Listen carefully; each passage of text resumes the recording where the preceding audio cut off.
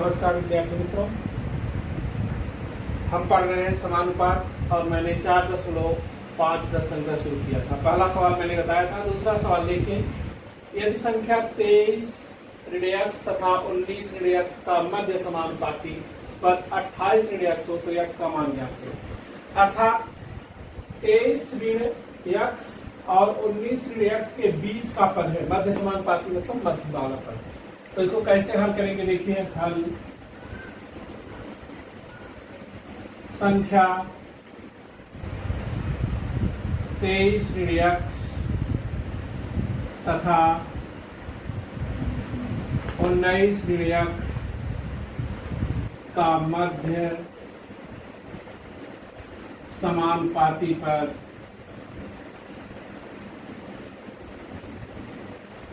28 ऋण x। इसलिए 23 ऋण x कामा बीच में 28 ऋण x लिखेंगे, इसको मध्य पद, तथा 19 ऋण x सतत समानुपात में।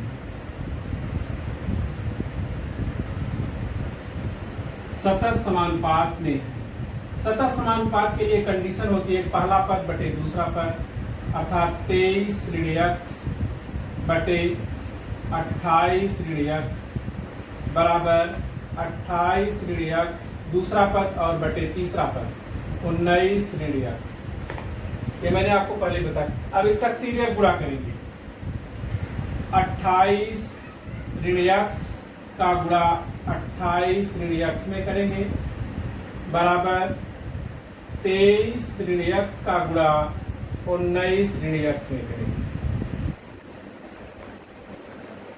देखिए 28 का 28 में गुणा करेंगे तो आएगा 784। फिर 28 का माइनस एक्स में गुणा किया तो माइनस 28 एक्स। फिर माइनस एक्स का गुणा 28 में किया तो माइनस एक्स, और फिर माइनस एक्स का गुणा माइनस एक्स में किया तो एक्स की घात 2। इसके पहले मैंने बताया था। वैसे यहाँ 23 का गुणा 19 में करेंगे तो 437। 19 का गुणा ऋण एक्स में किया ऋण 19 एक्स, फिर ऋण एक्स का गुणा 23 में किया ऋण 23 एक्स, और उसके बाद x का गुणा x में किया तो x की घात 2, तो 23x और प्लस x की घात 2। अब इसको पक्षांतर कर दिया। पक्षांतर करने पर देखिए, पक्षांतर करने से पहले हम जो है एक स्टेप और लिखते, लेकिन अभी नहीं लिख रहे हैं। चलिए, ये ऋण 28x और ऋण 28x ये इधर आएगा तो धन 19x और धन 23x, और यह प्लस x की घात 2 और ये आएगा तो माइनस x की घात 2 बराबर 437 और माइनस 784। अब 28 और 28 से दोनों जुड़ गया तो माइनस 56x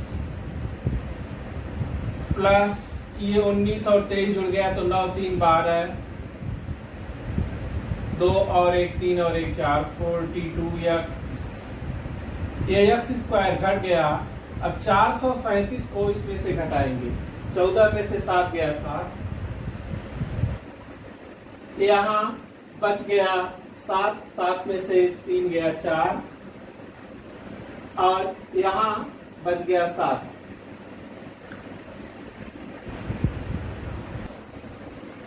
तो देखिए यहाँ जो हमने घटाया 347 आया, ऋण चिन्ह के साथ रहेगा, और 56 में से जो है 42 को घटा दिया तो ये ऋण जो है ऋण से कट गया। इसलिए x बराबर 347 और बटे 14, ये इसका उत्तर आएगा। x का मान मिल गया। अब मैं आपको यहाँ बताना चाहता हूँ, ये सवाल जिस तरह से दिया गया था उस तरह से इसका उत्तर यही आएगा। तो हम इसको इसी तरह से हल करेंगे। और अगला सवाल देखिए। आइए दूसरा सवाल देखते हैं, जो तीसरा सवाल है। सतत समानुपाती तीन संख्याओं का मध्य समानुपाती पद 12 है। ये दोनों संख्याओं का योगफल 26 हो तो वह संख्याएं ज्ञात करो।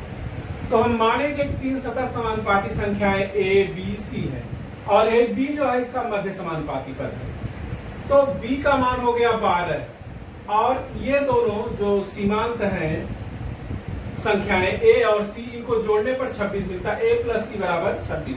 ये समीकरण नंबर 1 हमारा हो गया। परंतु b स्क्वायर बराबर होता है ac, अगर a b c सतत समानुपात में है तो b की जगह पर हमने 12 रखा, 12 का वर्ग बराबर a गुणे c। अब इसके 12 का वर्ग होता है 144 बराबर a गुणे c। इससे या तो c का मान निकालेंगे या तो a का। मैंने a का मान निकाला। a का मान निकालने के लिए 144 में c का भाग देंगे। अगर आप कहें c का मान निकालेंगे तो 144 में a का भाग देना होगा। तो आप a का मान निकालिए। a का मान ले आकर के इस समीकरण में रख दीजिए। यहाँ पर 1 में a की जगह हमने रखा 144 बटे c और प्लस c बराबर 26। इसका तिरछा गुणा किया, 144 प्लस c का c में गुणा किया, c की घात 2 बराबर हो गया 26 और इसके बटे हो गया c। फिर तिर्यक गुणा किया c का 26 में, तो 144 प्लस c का घात 2 बराबर 26c। अब इसको पक्षांतर किया तो c का घात 2 26c घन 144 बराबर 0। आपने वर्ग व्यंजक पढ़ा है लेकिन ये वर्ग समीकरण है। 8वीं में इसका कुछ पार्ट था पहले आपको और अभी ये 10वीं में है। तो अब 26 के ऐसे दो यहाँ से 1 का गुणा किया 144 में, 144 के ऐसे दो गुणनखंड करो जिसके गुणनखंडों का योगफल 26 हो।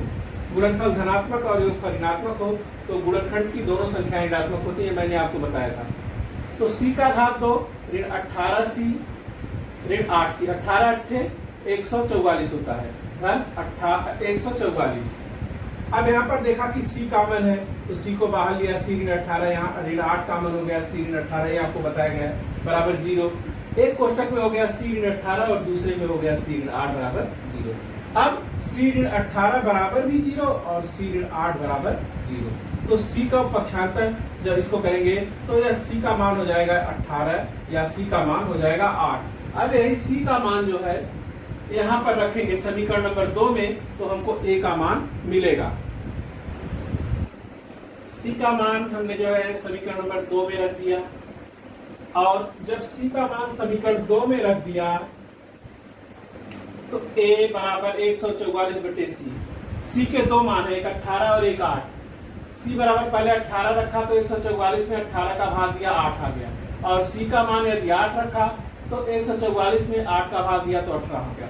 इस c का मान समीकरण 1 में भी रख सकते हैं आप, यही उत्तर आएगा। तो वह संख्या हो गई पहली संख्या a 8, b वाला ये बदलेगा नहीं, 12 ही रहेगा, 8 12 और c का मान कौन है 18, 8 12 18। या यहाँ पर a का मान अगर 18 हम ले लेंगे तो b बदलेगा नहीं, b वही रहेगा और c का मान यहाँ 8 हो जाएगा।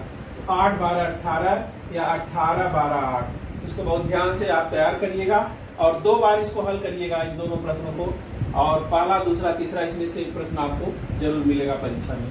धन्यवाद।